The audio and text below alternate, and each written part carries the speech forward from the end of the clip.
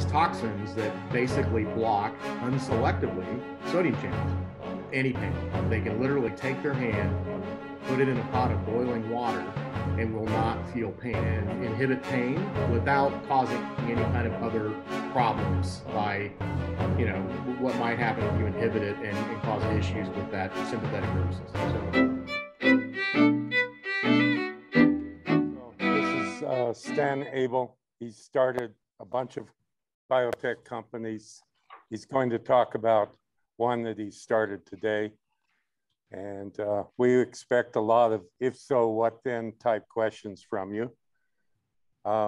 After reading 270 essays, we are changing the format of the assignment this week. You will hear 10 more lectures, and you are to ask one bullet question, if so, what then type of question, for each of the next 10 essays, or lectures. So it's a slight change, and it gives you an opportunity to look at a lot more topics than just one. We think that will be useful. So Stan, go right ahead. Well, thank you very much, Professor Sands, and I appreciate you inviting me to chat and share my experience, my background with your class.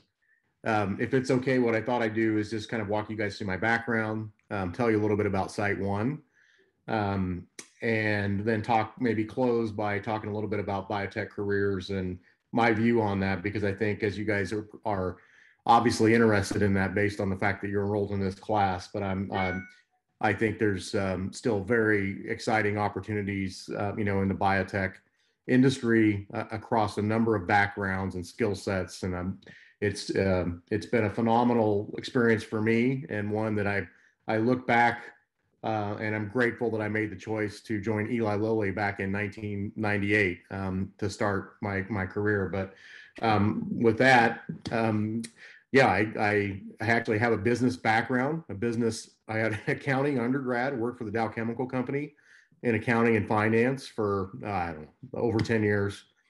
And then I got my MBA from University of Chicago in finance and economics.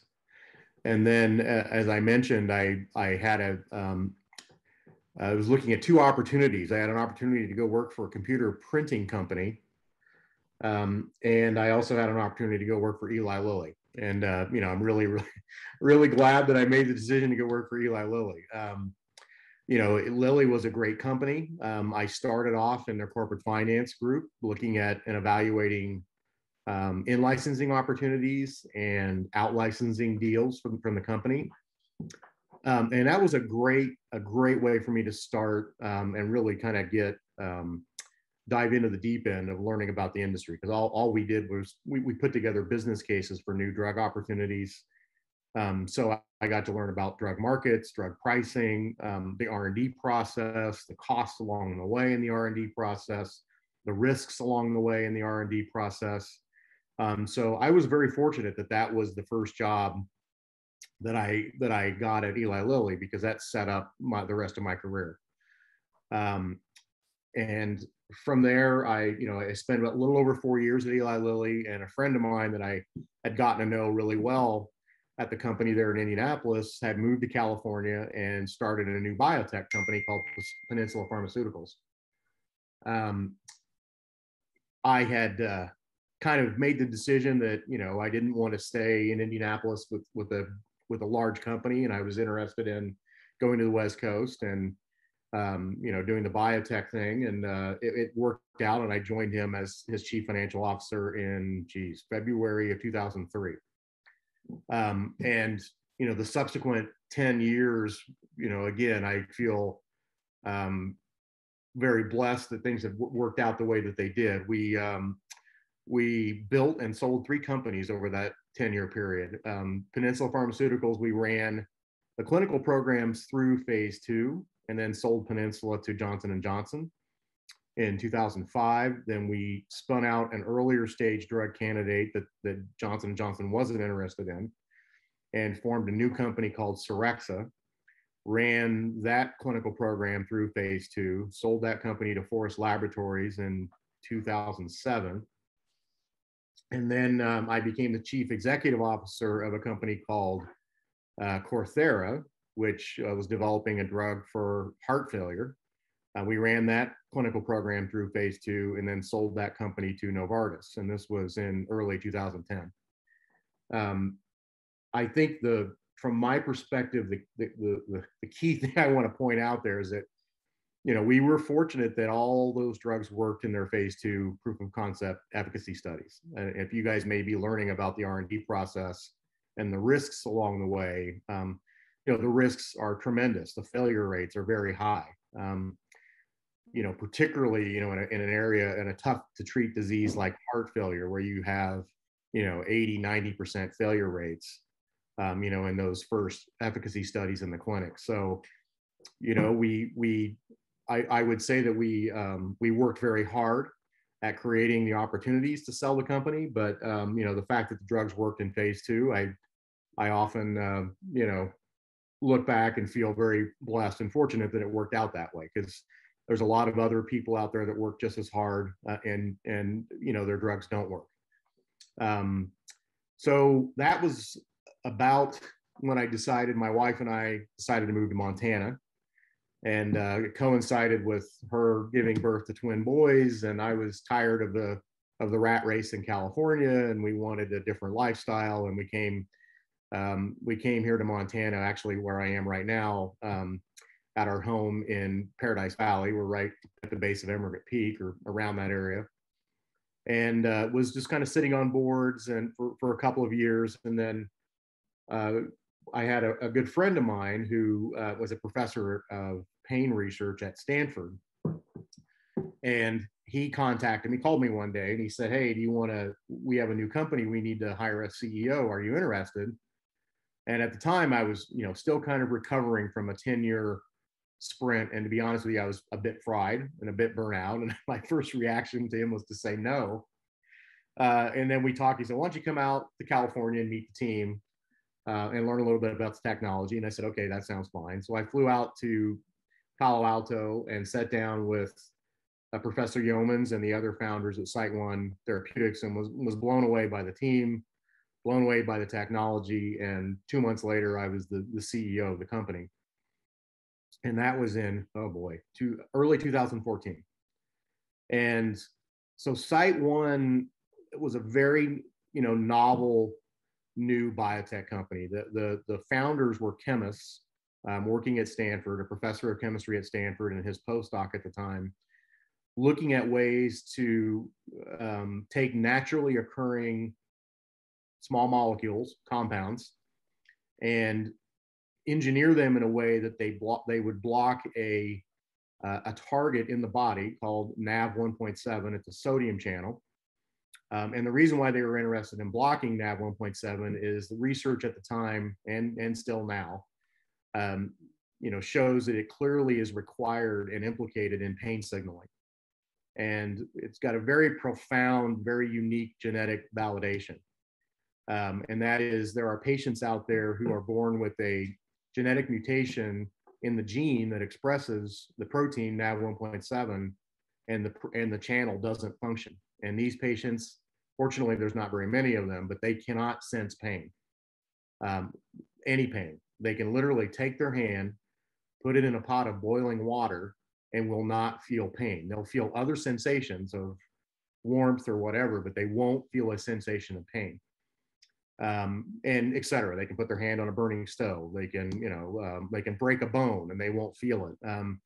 And as you might guess, pain is very important for us, right? It's very informative to keep us safe. That's why we have pain signaling. So these patients have a tendency to suffer a lot of unfortunate incidents and illnesses, and they don't live very long usually. But that's changing a little bit. But anyway, that was the interest in that target. There's also another mutation in the gene that causes a gain of function mutation in NaV1.7 that causes it to remain in a hyperexcited state.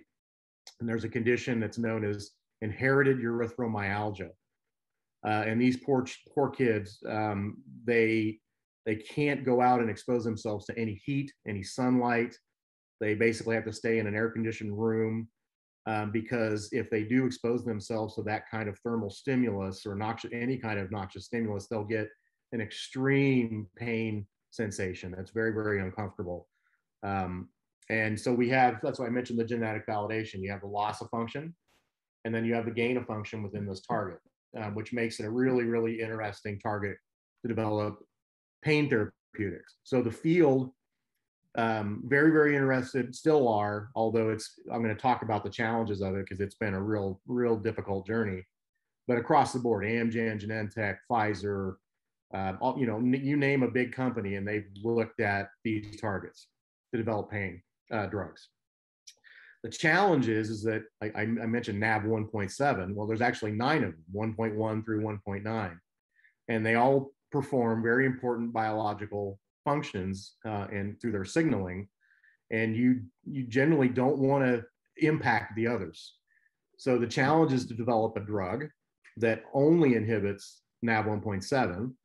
Actually, we're okay with NAV 1.8 too, because that's also it's another pain signaling sodium channel, which is independent from NAV 1.7, but we don't want to hit the other ones because if you block NAV 1.4, you can cause paralysis, you can cause your diaphragm to stop and stop breathing.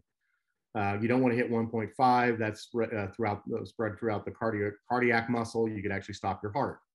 So very, very important that you only inhibit NAV 1.7. And the big challenge from a chemistry perspective is that all these sodium channel isoforms look a lot alike. They're referred to as being very homogeneous. And this is a problem that has really baffled the field and has been a big challenge along the whole way. And our clever chemists out of Stanford looked at these naturally occurring, they're actually marine guanidinium toxins. You guys have probably all heard of red tide. These are some of the compounds that are present in red tide that cause illness. And you see the fish dies. These are the toxins that can accumulate in shellfish. So you've probably heard of people eating an oyster and getting really sick, and those are these toxins that basically block unselectively sodium channels. So they can make you very sick, and you can actually die if you get enough of it, and they block enough of the sodium channels. However, these guys felt like they could reverse engineer the compounds to be selective for NAV 1.7. So they really started from scratch. They looked at the structure of those guanidinium toxins and started building compounds based on that structure. And after I'm gonna skip over this quickly. It's gonna sound like it was easy, but it wasn't. After a few years of very, very hard work in the chemistry lab, we started creating compounds that were over 1,000-fold selective for NAV 1.7, the most selective small molecules that have ever been discovered for NAV 1.7, and I'm pretty sure that's true to this day. That we have a group of compounds that are highly, highly potent and selective for NAV 1.7, and we thought at the time, this was 2016, 2016 and 17. And I thought, and the team thought, once we solved that problem, we were going to be in really, really good shape. It just so happened that while we were solving that problem, other companies with other compounds that were perhaps less specific, they definitely were less specific, started taking some compounds into the clinic and started to see problematic side effects. And what the field has learned is that NAV 1.7 is not only expressed throughout the sympathetic nervous system, but it's also, throughout the periphery for pain signaling, it's also in the sympathetic nervous system. So if you think of sympathetic nervous system fight or flight response, right? If I come and I scare you and I jump at you, your heart rate jumps up, your blood pressure jumps up, and you're ready to do something. You're ready to react, to defend yourself, to be safe. Well, you got to be careful blocking that. And so that's what the field is sort of sorting through right now is, can you block NAV 1.7 in the periphery and inhibit pain without causing any kind of other problems by, what might happen if you inhibit it and cause issues with that sympathetic nervous system. So that is still very much an ongoing challenge for the industry, for the field, I should say. And that in combination with some other specific issues and challenges that we had, made for a very, very difficult few years. You know, I'm happy to report that, you know, persistence pays off in this business, in this industry. And the team has been passionate. They've been very persistent. And, you know, we're still in the game. We're looking at other ways to block the channel. We still have a compound that's in phase 1. We're looking at other applications that are not necessarily for pain. Because if you think of when I say fight or flight response, it's sort of a NAV 1.7 kind of reacts to various stimuli, and it causes and kicks off a biological response to it. So it's now been implicated in cough, noxious cough. So we're looking at, you know, we have a candidate to look at a treatment for cough, which is really interesting. And we're starting to see a resurgence of interest in the target. And I don't want to jinx ourselves, but I'm hoping in the next few months that we'll be able to make an announcement at Site 1 that will reinvigorate some excitement into our story and set the company up for, you know, long-term success. It's been a real challenge. And then, you know, on a personal note, about a year ago, I had been the CEO at that point in time for 7 years. I really didn't think the journey would be this long or this challenging, and wasn't planning on being the CEO for much more than 4 or 5 years. And it was time for me to take on a different role. So I actually stepped down as the CEO of Site 1, became chairman of the board, and then we promoted. You remember I mentioned one of the clever chemists in the lab at Stanford. He was one of the co-founders and co-inventors of the company, and we promoted him, Dr. John Mulcahy, to CEO.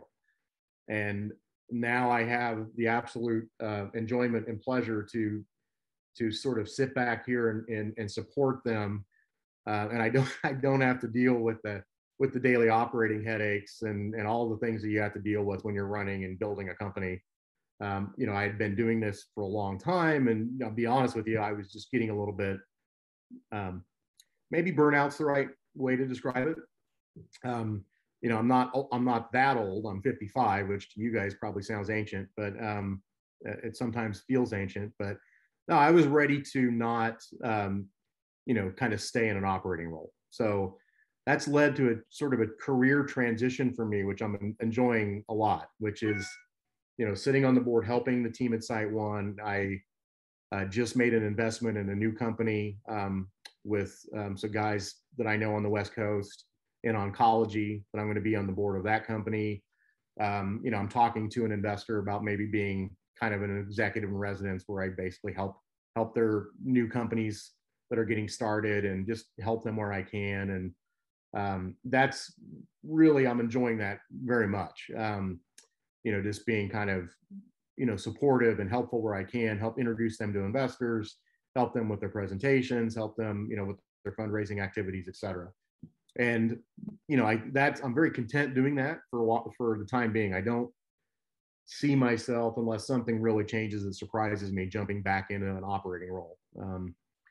But we'll see what the future holds. So I'm going pretty quickly. I'm probably talking fast, but that was Site 1. And if you guys, you know, if we have some exciting news on the company, I'll share the press release with Professor Sands, and he can share that with the class.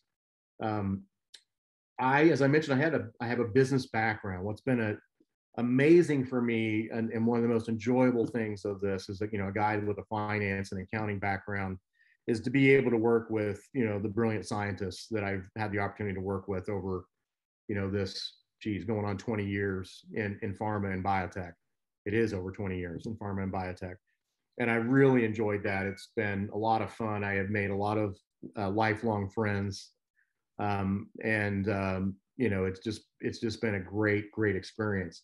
Along the way, you know, there are people in this industry that come out of business backgrounds, finance, like I said, finance, accounting, sales, marketing. But then, as you might guess, you know, the bulk of the hiring is through, you know, science and technology and engineering and other backgrounds. So, but that could be, you know, it could be engineering, it could be biology, it could be chemistry, it could be, you know, across the board. And those technical degrees then lead to job opportunities in research and Doesn't have to be at a big pharma or a biotech. It could be in academia. It could be, other institutions. It could be NIH. It could be a lot of things. But that experience then, sets a person up for, a long career, which they can always migrate into doing more of the administrative business side. Having gone through the MBA process, I mean, there were a lot of my friends and colleagues getting their finance or their whatever, their MBA that did not have a business undergrad. They came from sciences and other things. So that's always an option. You don't have to do it that way. And I know plenty of people that are leading biotech companies that, that have science backgrounds and research backgrounds. And that's more common than people that just have business backgrounds. You get into bigger companies, it changes a little bit. So along the way, I got to know and became friends with a tax attorney at Eli Lilly and Company, and we worked together on business development deals. And at the time, he was a great guy, and I knew, he very bright, and I didn't know what he was going to do, but I knew whatever he was going to do, he was going to have a very exciting and successful career. And about a year ago, Rob became the chief executive officer of Merck. And he started at Eli Lilly as a tax attorney. So a lot of opportunities. This industry, I think, still has a very bright future. I can talk a little bit about it. I mean, it's been all over the news because of the COVID vaccines and the pandemic, and there's been a lot of interest in vaccines that obviously came out of the industry. But we're always going to be faced with health challenges, and we're always going to have a need for new and effective therapies. I mean, I think in many ways we still have a lot to learn and a lot of work to do in difficult to treat diseases like Alzheimer's disease, like Parkinson's, like glioblastoma, which is brain cancer, pancreatic cancer, and the list goes on. I mean, there's a lot of work that still remains in front of us. And I think this industry is just is still, has a very, very bright and exciting future. I have 10-year-old twin boys. Well, they'll be 10 next month. And I haven't told them this because right now they want to play NFL football. But, I'm very much hopeful that they go into, a STEM field. Either that or they can, try to be a rock star or something like I wanted to do when I was their age. But and because I think they're great career opportunities. The opportunities are very broad geographically.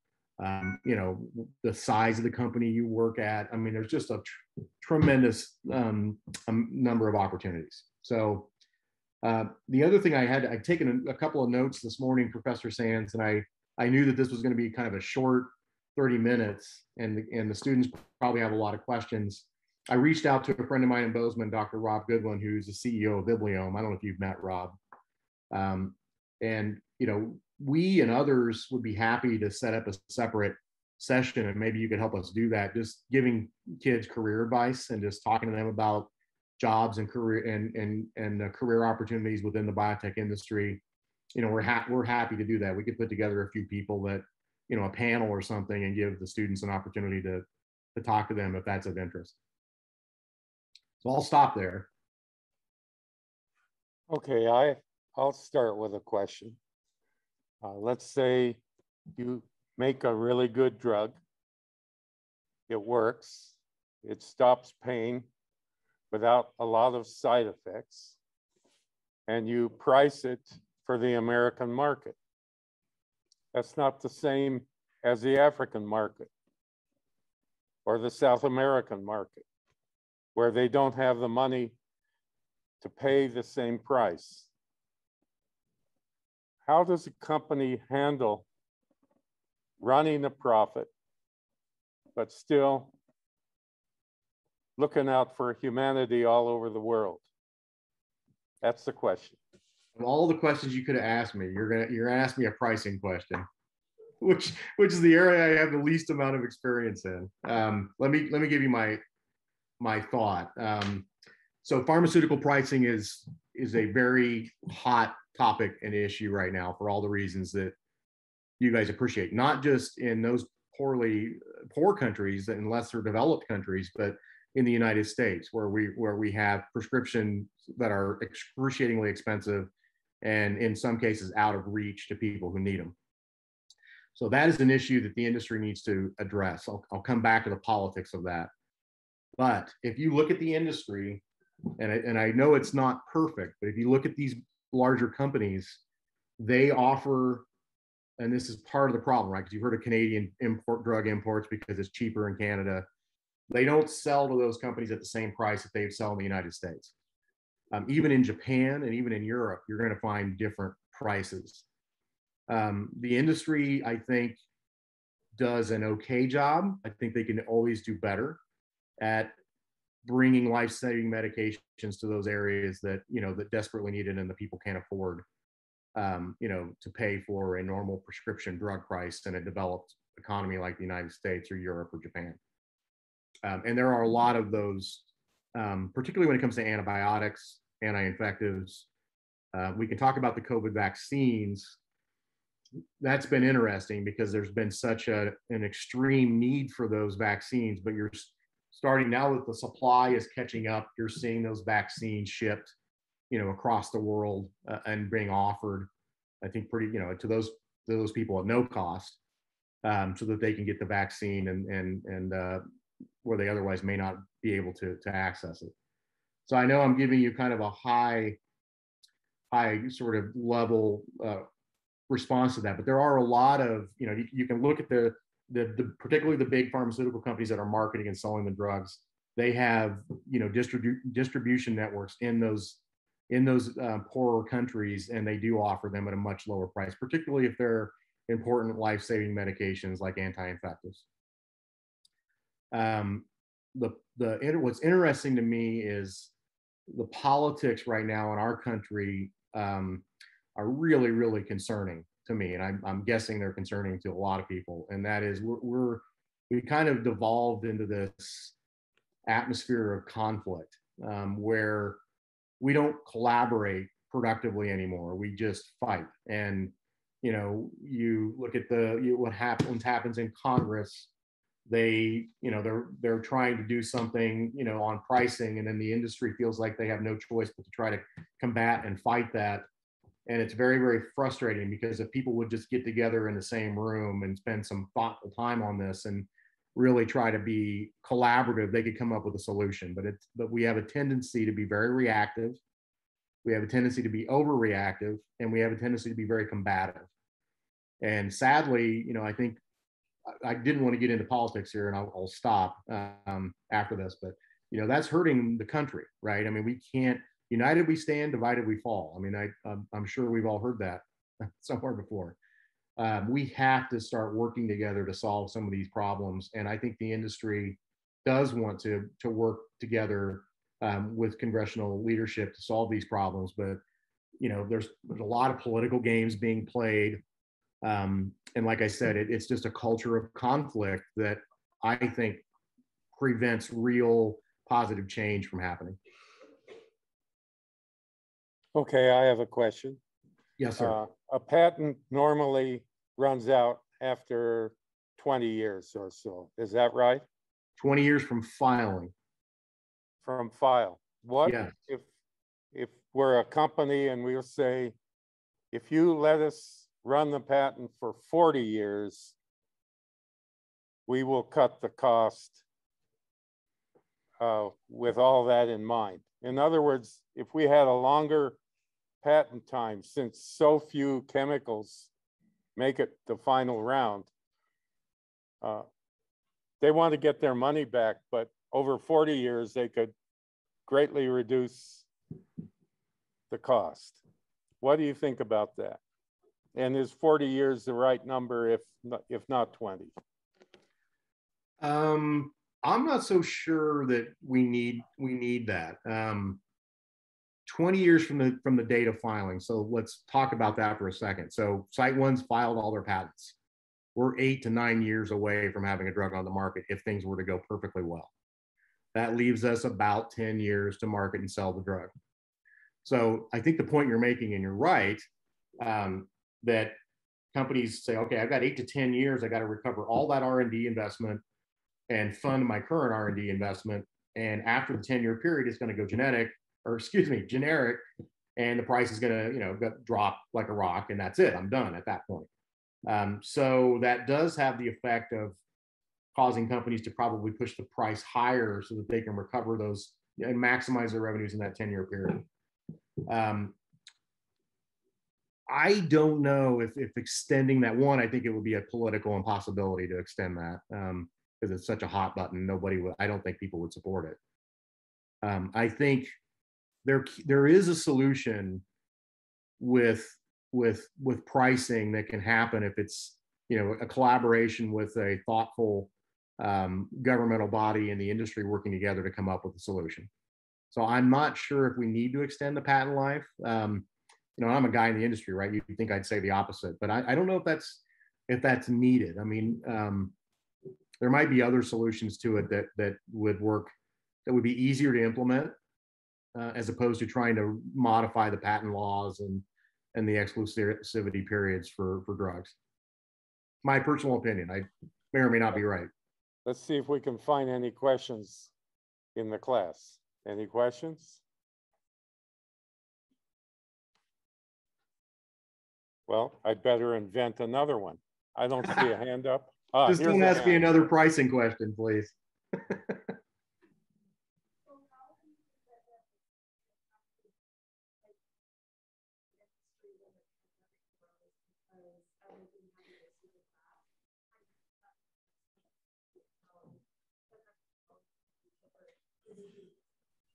So what she's asking is, we just had the pandemic, and things had to go super fast.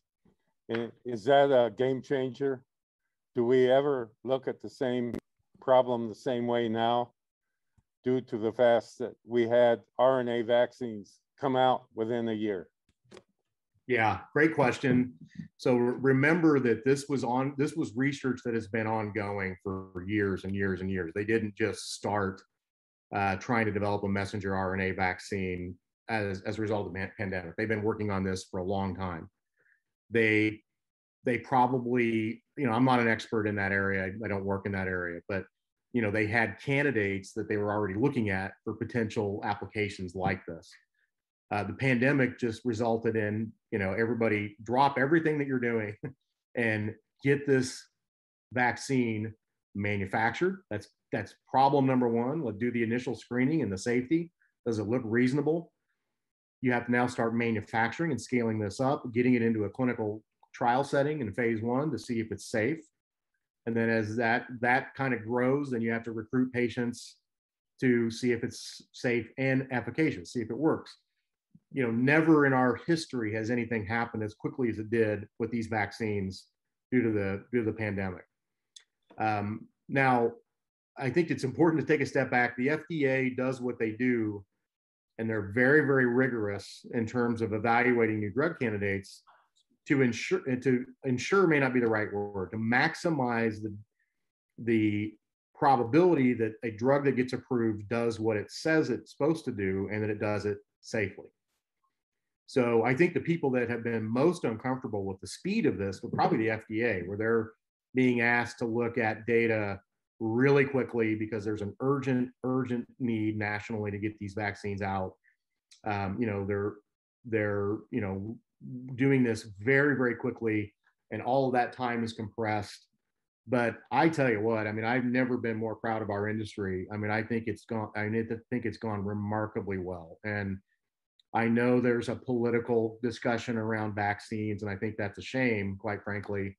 There's over 150, 60, 70 million people in the United States that have been vaccinated, and any kind of the safety issues that get all the media attention are tiny. I think I saw a statistic that out of every million people vaccinated, there's 1 or 2 instances of side effects that could be a problem. That's better than most drugs that are out there right now that we take on a very regular and frequent basis. So I think it's remarkable how quickly and effectively we've gotten these vaccines out there. Do you have any comments about synthetic biology? That's biological. You know what I'm talking about, I think. Well, you mean, are you thinking about like gene therapy and all those kinds of things? Or are you thinking Yes. about, yeah, it's a very exciting field. You're seeing those kinds of things being applied towards more and more diseases, particularly rare diseases that are difficult to treat. So the biologics, in theory, um, should be safer. You're starting off with a protein or an antibody or a gene therapies where you actually, you attach it to a viral vector and it gets inside the cells and modifies the gene in the cell, so the cell does something different. Um, Fascinating field, still pretty early, but there's some really exciting new drugs that are coming out of those areas, particularly if you look at rare diseases, oncology, and other things like that. Small molecules they're chemical compounds, right? So you're introducing a compound that's never existed naturally in nature, and you're introducing that into the body, and you don't know until you have experience with it and you do a bunch of safety testing and efficacy testing, you don't know what's going to happen. With biologics, you at least start with something that exists in your body or naturally, so it in theory should have an advantage on it from a safety perspective, but we'll see.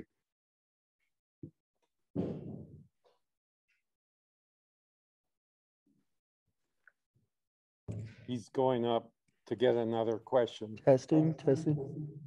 I can hear you.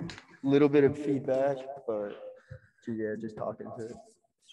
My question was that with the drug that targeted NaV1.7, could you also develop a sort of painkiller that would work on the average person from that same drug? Yes, and that's the intent. So that's an interesting question if you unpeel the onion a little bit. So now we all have NaV1.7. It's required for pain signaling in all of us. Does my NaV1.7 protein look exactly like your NaV1.7 protein? We don't know for sure. There could be differences, and then those differences then could affect how a drug behaves across a large number of people. But one of the cool things about Site 1 drug candidates is they bind to a site in NaV1.7, which should be very, very common across the broad population. So our belief is that, yeah, our drug candidates would work across the broad population for not only acute postoperative pain, where opioids are used the most, or that's where they start, to the very, very difficult to treat and underserved neuropathic pain market, where you have patients that suffer from long-term chronic neuropathic pain. That's the area that really is probably one of the biggest unmet needs. So yeah, very, very high potential for this target. That's why there's still, despite the challenges of developing drugs to target it, that's why you still see so much interest in it. So a lot of compounds are addictive. And maybe that's good for a chemical company to produce an addictive compound because you keep buying it. But ask Purdue that question. Problem. Go ahead. Ask Purdue Pharmaceuticals that question. See if they thought it was a good thing to do that. But did you look at addiction? Well, obviously, we're comparing it to opioids and so on. Yes, great question. So opioids, opioids have been around and have been used in humanity for thousands of years. I mean, through the opium poppy and heroin and all. So they bind to opioid receptors in the brain, and that's what gives that euphoric high that you get. And by the way, that's not true for everybody. Some people it makes them really sick, and they don't, they can't tolerate opioids. But the problem obviously is that it creates that dramatic euphoria in the high, and then that creates the addiction. So our compounds don't even cross the blood-brain barrier. We don't get into the brain. We block a signaling pathway that's in the periphery that goes from your peripheral nervous system up through your spinal cord, and then that signal then travels to the brain. So the idea is if you block that signal at its source, your brain never gets the pain signal. We haven't gotten far enough along in clinical trials. The industry hasn't with any NaV1.7 blocker to see if there's an addiction issue. I guess the only addiction issue would be is if it really does a good job of blocking your pain, and if you stop taking it, and then your pain comes back, if you have chronic neuropathic pain, then you want to stay on it. But no, it should not have the deleterious effects of opioids, and that's one of the big promises of the space, is that it's a non-addictive, non-opioid pain therapy. Well, what about the veterinary industry? Not all animals are humans, but some of them feel pain. Have you looked at that? Great question. And you remind me of a recent quote I just saw from Mark Twain that said, the more I learn about people, the more I like my dog. So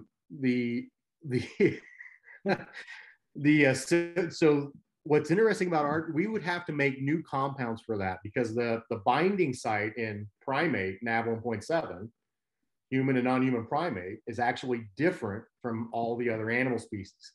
So not saying that we couldn't do that, and we absolutely, it's on our list. You would have to develop a specific compound that targets, the NaV channel in a dog or in a horse or in a cat, because our drug candidates, generally speaking, would have far less affinity to non-primate NaV1.7. And that actually posed a real challenge in preclinical development, because, oh God, I'm going to open up the animal testing thing, which I did not want to do. But if you couldn't really screen it on mice or rats, because it wasn't nearly as potent on a mouse or a rat channel. So that created some challenges. Question.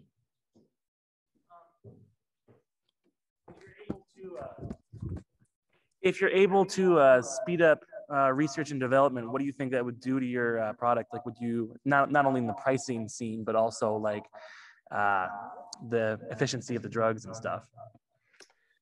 So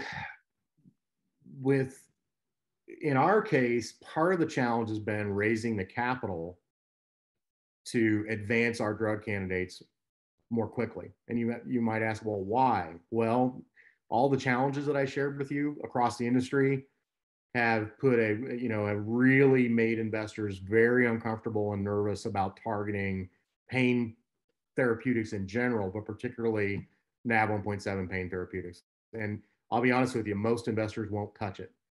And I've had the experience of funding a lot of different kinds of drug candidates and companies, but if you call, the average venture capital healthcare investor, and as soon as you say we have a pain company, most of them will say, sorry, we aren't investing in pain. And you say, well, geez, that's not why. It's such a huge unmet need. It is a huge unmet need. The perceived risk is off the charts. So they, would look at the risk, and, look, it's not like they're evil people. They have to make a return or they go out of business. If they don't fund companies that are ultimately successful, they go out of business. But unfortunately, if you look at the landscape of pain therapeutics, there's been mostly failures. And so they look at that, and that makes them very uncomfortable of making investment in pain companies. So we have some investment, but we've been successful in getting large companies, large pharmaceutical and biotech companies to support us. And that's just been phenomenal, because they understand the risk, but yet they understand the need, and they know that this is something that needs investment and has to have investment. And that's where most of our capital has either come from NIH, National Institute of Health, or large pharma companies. We haven't raised a ton of money from big traditional venture capital healthcare. So back to your original question, how could we make it faster? In our case, more money would accelerate it. And then beyond that, you have to be careful. You don't want to shortcut the system. It's designed the way it's designed to make sure that drugs are as safe as we can judge them to be before we go offering them broadly to the population. And we don't want to rush something and miss a key piece of information that causes us to have a drug out there that causes a problem. And and unfortunately, you can see the level of distrust in the COVID vaccines in the face of amazing safety and efficacy data, there's still a huge percentage of population that doesn't want to take the vaccine because they don't trust it. So I think we'd have to be very, very thoughtful about how quickly we or how we push drug candidates through. There's a reason why we have the process that we have, and it is very time consuming. It is very expensive, but we do that in the interest of patient safety, first and foremost. Okay, and again, I will discuss how we're changing the essay system. It's now called an assignment system. And for every talk over the next 10 talks, including this one, try to have one zinger question and just a bullet questions. So your next assignment will be to have 10 zinger questions as best you can of the if so, what then? So in this case, it could be, if I have a drug, do I price it according to the country involved, the need involved, or some other need, something like that? And if you share questions with me, I'm happy to address them. If it's a pricing question, I'm going to ask one of my friends who's an expert in that area to address it. I'm not the right person to address it. I would be very glad to share the questions with you. Thank you. Well, thank you.